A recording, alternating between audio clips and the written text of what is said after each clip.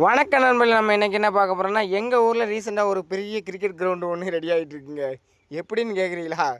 ஏன்னா எங்கள் தோட்டத்து பக்கத்தில் அவ்வளோ கருவேல மரம் இருந்துச்சுங்க. அதெல்லாம் நீங்களே பாருங்கள், எவ்வளோ சுத்தமாக க்ளீனாக வெட்டி எடுத்துட்டாங்க.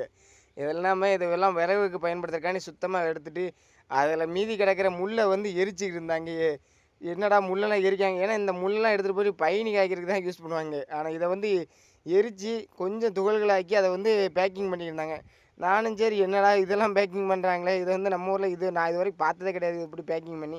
அதோட அந்த அண்ணங்கிட்ட போய் கேட்டேன், ஏன்னா இது எதுக்குன்னே பயன்படுதுன்னு கேட்டேன்.